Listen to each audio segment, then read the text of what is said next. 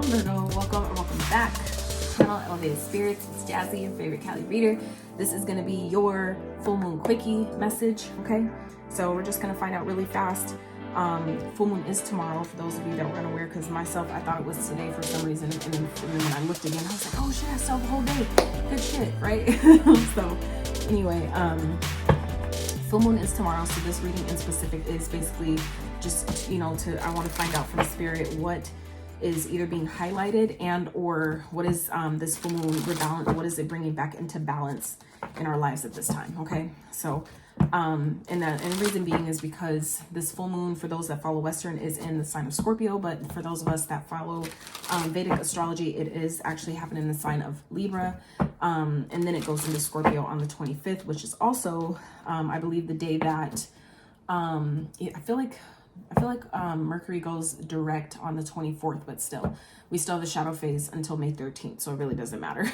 But anyway, Libra is a sign of justice, balance, restorations, you know, making things that were wrong made right, okay, fairness, all that stuff. So that's what this reading is about. So I pray that you guys are all well, staying aligned and as balanced as possible during this time and all this chaos going on, all right? Especially if Mercury retrograde is kicking your ass like it is some of us. But really it's only to help us. It's just a matter of how you choose to see it. So for Virgo, what is this full moon rebalancing or highlighting for Virgo at this time, please? For my Virgos. Ooh, so person of water. So for some of you, this could be a water sign that you're dealing with. Let's see, anything else for Virgo? I feel like for some of you, if you've been really feeling sensitive at this time, kind of like taking things personally, kind of like letting, you know, the bullshit around you kind of like get the best of you, it feels like this full moon is kind of like helping you to not do that, to realize that it's like just because you can feel what other people are feeling, just because you're maybe really good at empathizing, that it doesn't mean that it's yours, okay? That it doesn't mean that you're, you know, I've been feeling that a lot lately too, where it's just, it was kind of like pissing me off, where it was like, why am I feeling, I'm tired of feeling everybody else's shit, you know what I'm saying? But that it's always an opportunity too, though, to reflect on, you know, where could I step up my spiritual protection, my spiritual hygiene, I want to say, not protection, because when you send out the energy of protection, that's just basically sending out the vibration that you need something to be protected from. So I feel like it's really just kind of like showing me where I need to, or where I can do better at shielding my energy, to where I only take in, like, basically filtering it, where only, you know, of the highest white light I, you know, is allowed into my aura. Anything else I do not consent to, right? So so anyway, for others of you, this could be someone that you're dealing with. This could be a water sign that is, you know, really affectionate this time, and it feels like it's something that you know, you're worthy and deserving of, okay? It feels like some of you are being kind of like courted or dated by a water sign at this time. This could be someone that is an author, someone that is an advisor of some sort, a healer, a counselor. Others of you who, like myself, if you didn't know, us Virgos are the sign of healers, meaning the sign we heal with our hands. We are hands-on healers, okay? And I know this now doing what I do and being a Reiki master and all this stuff. It's interesting how when I was a child, my hands used to sweat a lot, right? And my dad used to be like, oh, it's just because you're growing, right? And then, so I remember I got to, like, I want to say 28 or something like that. And I'm like, you know, I remember he used to tell me that, and my fucking hands still fucking sweat. That's not true then. Like, there's something more than this than that, right? And so now, being on the journey that I'm on now, it's like, oh, okay, I feel energy with my hands. That's the energy pulsing through my fingertips, right? So a lot of you, whether you knew it or not, you have the ability to heal others by laying hands. That's what they call laying hands. It's like you have the ability to be a healing facilitator through your hands, okay? So for those that didn't know, others of you, this is a confirmation that if you've been kind of like maybe your abilities have been off, for those of you like myself who've already been diving into it and practicing it and all that, some of you haven't been maybe really up to or having the energy you need to actually lay hands and do your, you know, do your healing energy, but do your healing work. But it feels like, you know, that's changing, that's shifting at this time, okay? So let's see, what else for Virgo?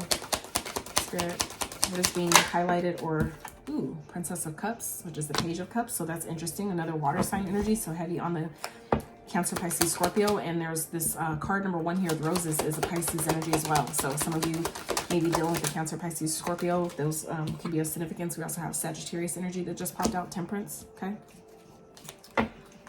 Plus for Virgo. Six of Cups. Interesting. Let's get an overall outcome message for Virgo. Anything else?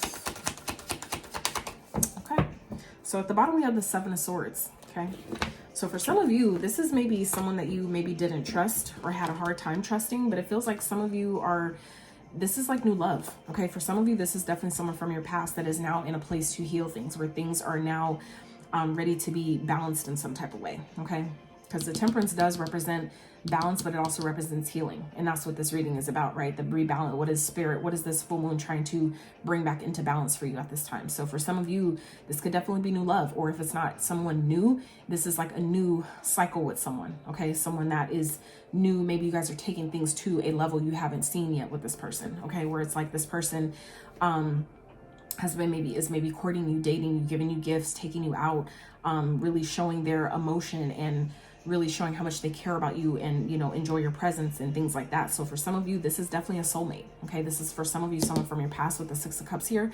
But the Six of Cups also represents a soulmate energy. So for some of you, this could definitely be someone from a past life that is now in your experience. And it feels like this, whoever this person is involving, this can definitely be something that, you know, lasts for a long time. This could be something that has the ability to, you know, stand the test of time, so to speak. That is what the Knight of Pentacles typically represents. It's not only material, you know, long-term material stability, but it is also this person. If we're talking about an actual person here, this person is loyal. They are faithful. They are someone that may have took quite some time to arrive, to maybe be ready to support you in the way that they are, or the way that you need, but you know, they're here to stay. Typically the Knight of Pentacles, he is the slowest moving knight in the deck, meaning that he takes his time with anything that he sets his mind to or that he sets his sights on, but he gets to his destination. He's patient and he takes his time because he knows the value in things that take a long time is worth having. If you get it too fast, it's not going to be worth shit probably. You know what I mean? It's kind of like when you stick a cake in the oven to bake. If you pull it out too soon, being in a rush, it's going to be a mushy mess in the middle, right? And you're not going to be able to enjoy any of it. So for some of you, this person is maybe, like I said, someone that took maybe quite some time to be at this point or to be ready for what you need from them. But it's like, it feels like they're here. Okay. Like I said, though, some of you still may, you know, feel like you can't trust this person. Okay. This may be someone that you, it feels like, I mean, at the end of the day, the choice is yours. So for some of you, you may end up giving them another chance. This could be someone that at one point you had to walk away from, but some of you may end up sabotaging this connection because you're still holding on to maybe past situations where you felt like you couldn't trust them. So it feels like for some of you, that could be something that's coming up right now. Mercury retrograde could be bringing that up at this time for you to look at and see, have you healed from past, you know, experiences that maybe where this person wasn't as mature, or where they, you know, just wasn't ready for what you're ready for, and maybe they just didn't know how to express it, whatever the reason is. This is, you know, what's hidden. This is underneath the surface. So for some of you, this is someone that maybe you may end up walking away from because you just simply don't trust this person, or maybe you're still struggling with trusting yourself, right? Typically where we find, I've, you know, noticed with my own experience where I struggle with trust issues with other people is only really reflecting back to me where I didn't trust myself, or I didn't trust my own intuitive guidance giving me the red flag, or giving me the intuitive nudges, the guidance, letting me know that something's more is going on that I can't see. And I didn't know how to trust it. You know, I gave them the benefit of the doubt, or I ignored it altogether, whatever that is.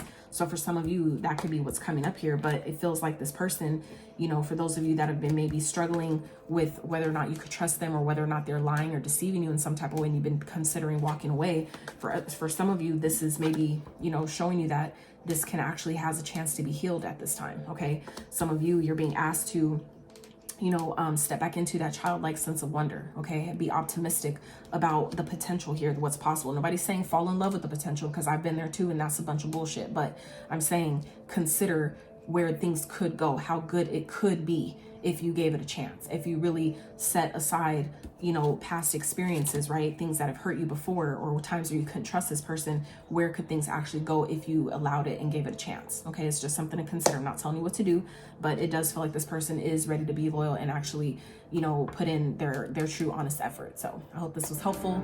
Please follow, like, share, subscribe, all that good stuff. Until next time, I'm out.